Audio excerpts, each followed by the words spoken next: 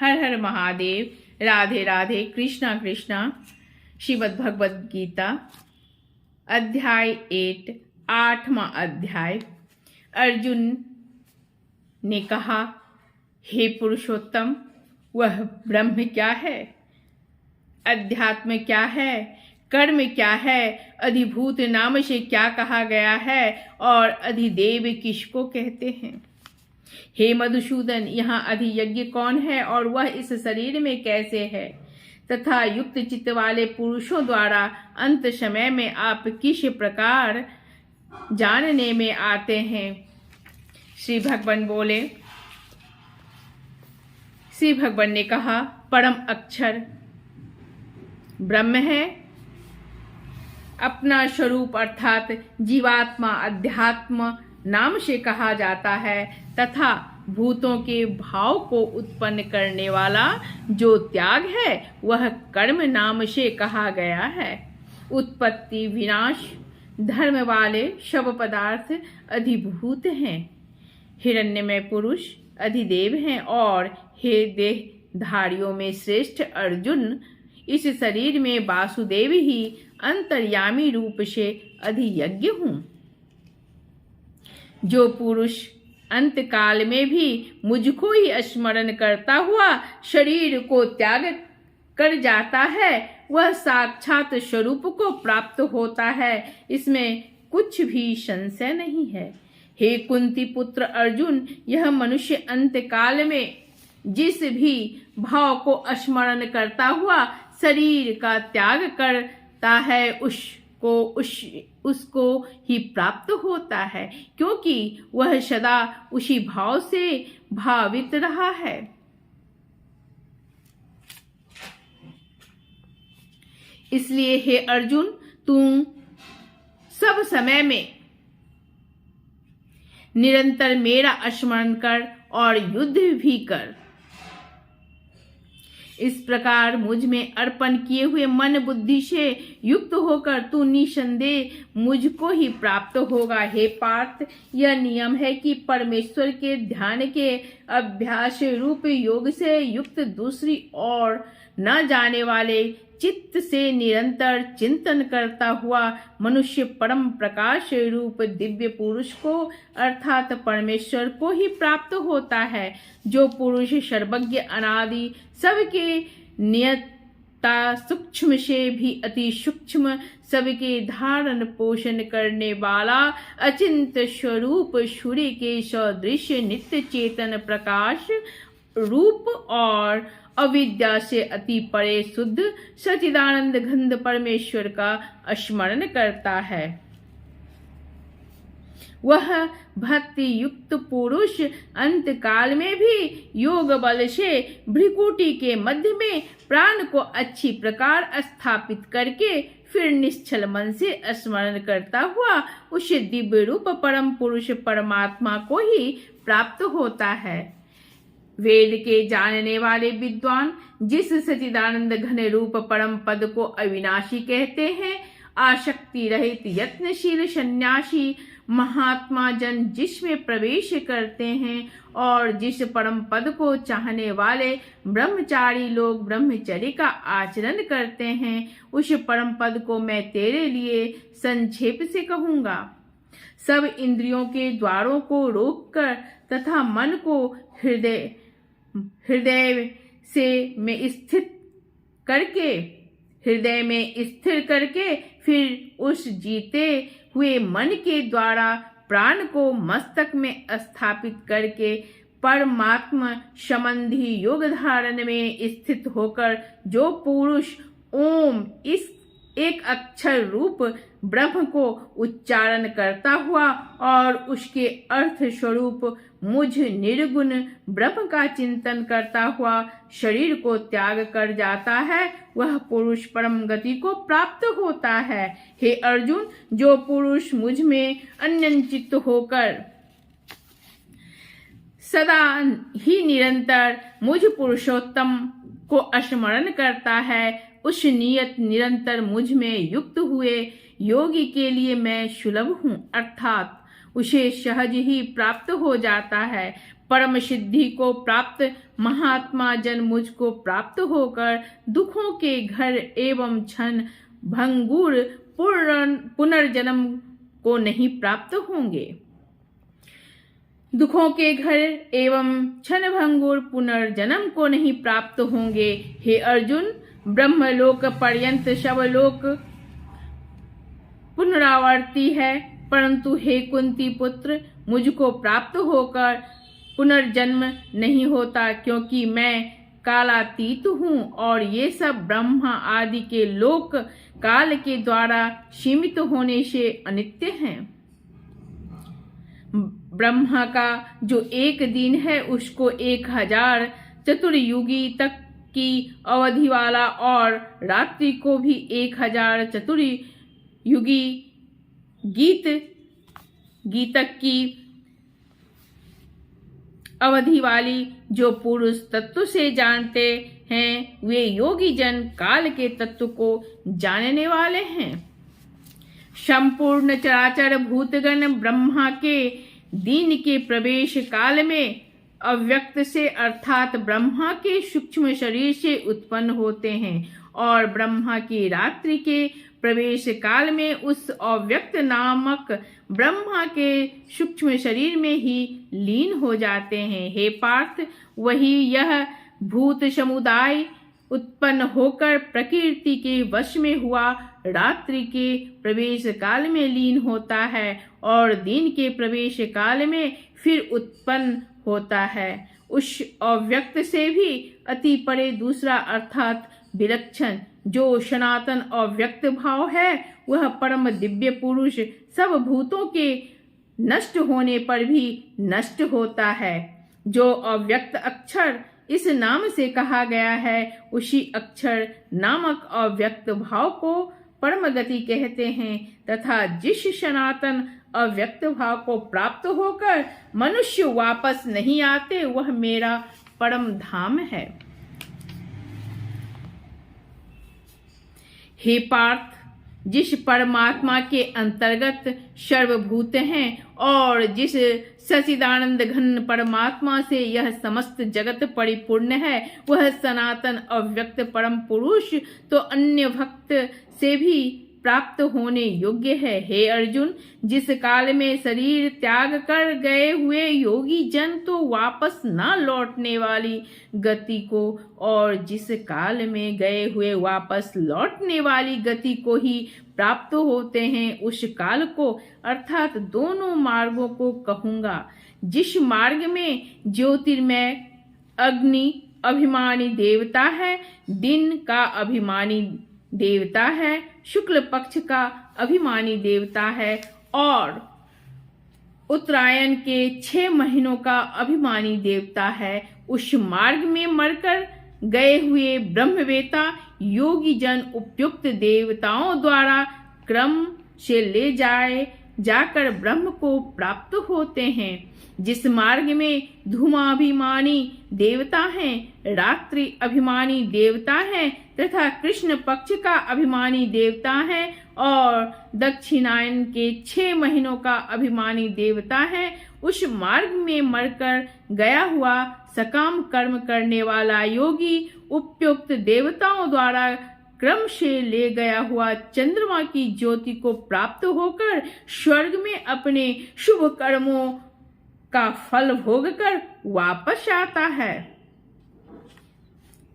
क्योंकि जगत के ये 2 प्रकार के शुक्ल और कृष्ण अर्थात देवयान और पितृयान मार्ग सनातन माने गए हैं।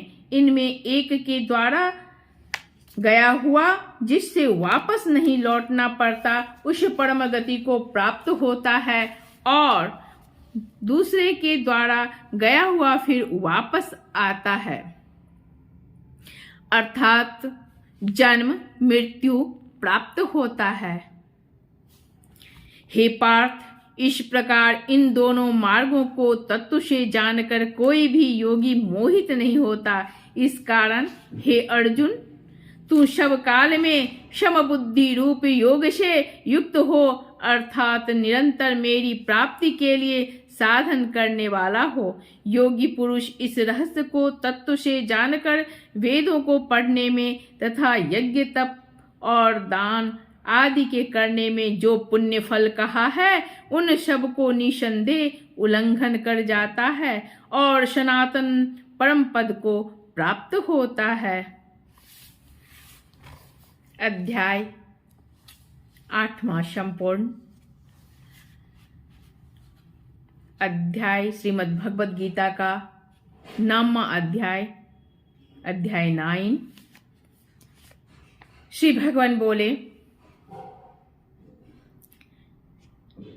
तुझ दोष दृष्टि रहित भक्त के लिए इस परम गोपनीय विज्ञान सहित ज्ञान को पुनः भलीभांति कहूंगा, जिसको जानकर तू दुख रूप संसार से मुक्त हो जाएगा। यह विज्ञान सहित ज्ञान सब विद्याओं का राजा, सब गोपनीयों का राजा, अति पवित्र, अति उत्तम, प्रत्यक्ष फल वाला, धर्म युक्त साधन करने में बड़ा सुगम और अविनाशी है।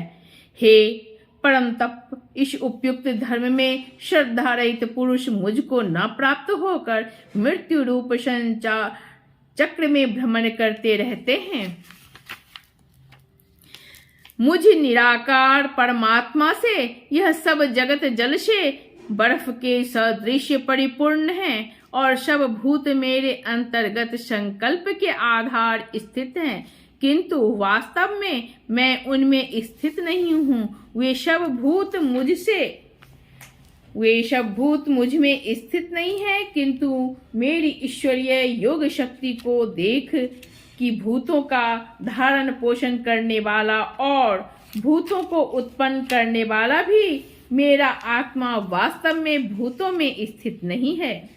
जैसे आकाश से उत्पन्न सर्वत्र विचरने वाला महान वायु सदा आकाश में ही स्थित है, वैसे ही मेरे संकल्प द्वारा उत्पन्न होने से संपूर्ण भूत मुझ में स्थित है, ऐसा जान। हे अर्जुन, कल्पों के अंत में सब भूत मेरी प्रकृति को प्राप्त होते हैं, अर्थात प्रकृति में लीन होते हैं और कल्पों के आदि में उनको मैं फिर रचता हूँ। जो भी व्यक्ति मेरा स्मरण करता है वो मोक्ष की प्राप्ति करता है। अपनी प्रकृति को अंगीकार करके स्वभाव के बल से परतंत्र हुए इस संपूर्ण भूत समुदाय को बार बार उनके कर्मों के अनुसार रचता हूँ। हे अर्जुन, उन कर्मों में आसक्ति रहित और उदासीन के सदृश स्थित मुझ परमात्मा को वे कर्म नहीं बांधते। हे अर्जुन, मुझ अधिष्ठता के सकाश से प्रकृति चराचर सहित सर्व जगत को रचती है और इस हेतु से ही यह संसार चक्र घूम रहा है और इस हेतु से ही यह संसार चक्र घूम रहा है। मेरे परम भाव को न जानने वाले मूढ़ लोग मनुष्य का शरीर धारण करने वाले मुझ संपूर्ण भूतों को महान ईश्वर को तुच्छ समझते हैं, अर्थात अपनी योग माया से संसार के उद्धार के लिए मनुष्य रूप में विचरते हुए मुझ परमेश्वर को साधारण मनुष्य मानते हैं। वे व्यर्थ आशा, व्यर्थ कर्म और व्यर्थ ज्ञान वाले विक्षिप्त चित्त अज्ञानी जन राक्षसी, आसुरी और मोहिनी प्रकृति को ही धारण किए रहते हैं। परंतु हे कुंती पुत्र देवी, प्रकृति के आश्रित महात्मा जन मुझको सब भूतों का सनातन कारण और नाश रहित अक्षर स्वरूप जानकर अन्य मन से युक्त होकर निरंतर भजते हैं। वे दृढ़ निश्चय वाले भक्तजन निरंतर मेरे नाम और गुणों का कीर्तन करते हुए तथा मेरी प्राप्ति के लिए यत्न करते हुए और मुझको बार बार प्रणाम करते हुए सदा मेरे ध्यान में युक्त होकर अन्य प्रेम से मेरी उपासना करते हैं। दूसरे ज्ञान योगी मुझ निर्गुण निराकार ब्रह्म का ज्ञान यज्ञ के द्वारा अभिन्न भाव से पूजन करते हुए भी मेरी उपासना करते हैं और दूसरे मनुष्य बहुत प्रकार से स्थित मुझ विराट स्वरूप परमेश्वर की पृथक भाव से उपासना करते हैं। क्रतु मैं हूँ, यज्ञ मैं हूँ, स्वधा मैं हूँ, औषधि मैं हूँ, मंत्र मैं हूँ, घृत मैं हूँ, अग्नि मैं हूँ और हवन रूप क्रिया भी मैं ही हूँ। इस संपूर्ण जगत का धाता अर्थात धारण करने वाला एवं कर्मों के फलों को देने वाला पिता, माता, पितामह, जानने योग्य पवित्र ओंकार तथा ऋग वेद, सामवेद और यजुर्वेद भी मैं ही हूँ। प्राप्त होने योग्य परम धाम भरण पोषण करने वाला, सबका स्वामी, शुभाशुभ का देखने वाला, सबका वास स्थान, शरण लेने योग्य, प्रत्युपकार न चाहकर हित करने वाला, सबकी उत्पत्ति प्रलय का हेतु, स्थिति का आधार, निधान और अविनाशी कारण मैं ही हूँ। मैं ही सूर्य रूप से तपता हूँ, वर्षा का आकर्षण करता हूँ और उससे बरसाता हूँ। हे अर्जुन, मैं ही अमृत और मृत्यु हूँ और सत असत भी मैं ही हूँ। तीनों वेदों में विधान किए हुए सकाम कर्मों को करने वाले, सोम रस को पीने वाले, पाप रहित पुरुष मुझको यज्ञों को द्वारा पूज कर स्वर्ग की प्राप्ति चाहते हैं। वे पुरुष अपने पुण्यों को फल रूप स्वर्ग लोक को प्राप्त होकर स्वर्ग में दिव्य देवताओं के भोगों को भोगते हैं। वे उस विशाल स्वर्ग लोक को भोगकर पुण्य छिन्न होने पर मृत्यु लोक को प्राप्त होते हैं। इस प्रकार स्वर्ग के साधन रूप तीनों वेदों में कहे हुए सकाम कर्म का आश्रय लेने वाले और भोगों की कामना वाले पुरुष बार बार आवागमन को प्राप्त होते हैं, अर्थात पुण्य के प्रभाव से स्वर्ग में जाते हैं और पुण्य छिन्न होने पर मृत्यु लोक में आते हैं। जो अन्य प्रेमी भक्तजन मुझ परमेश्वर को निरंतर चिंतन करते हुए निष्काम भाव से भजते हैं, उन्हें नित्य निरंतर मेरा चिंतन करने वाले पुरुषों का योगक्षेम मैं स्वयं प्राप्त कर देता हूँ। हे अर्जुन, यद्यपि श्रद्धा से युक्त जो सकाम भक्त दूसरे देवताओं को पूजते हैं, वे भी मुझको ही पूजते हैं, किंतु उनका वह पूजन अवधिपूर्वक अर्थात अज्ञान पूर्वक है, क्योंकि संपूर्ण यज्ञों का भोक्ता और स्वामी भी मैं ही हूँ, परंतु वे मुझ परमेश्वर को तत्व से नहीं जानते, इसी से गिरते हैं अर्थात पुनर्जन्म को प्राप्त होते हैं। देवताओं को पूजने वाले देवताओं को प्राप्त होते हैं, पितरों को पूजने वाले पितरों को प्राप्त होते हैं, भूतों को पूजने वाले भूतों को प्राप्त होते हैं और मेरा पूजन करने वाले भक्त मुझको ही प्राप्त होते हैं। इसलिए मेरे भक्तों का पुनर्जन्म नहीं होता।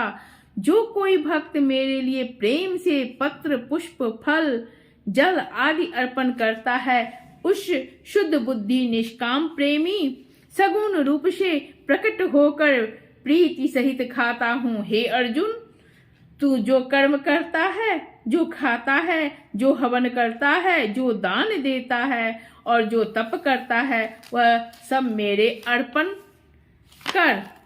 इस प्रकार जिसमें समस्त कर्म मुझ भगवान के अर्पण होते हैं, ऐसे संन्यास योग से युक्त चित्त वाला तू शुभाशुभ फल रूप कर्म बंधन से मुक्त हो जाएगा और उनसे मुक्त होकर मुझको भी प्राप्त होगा।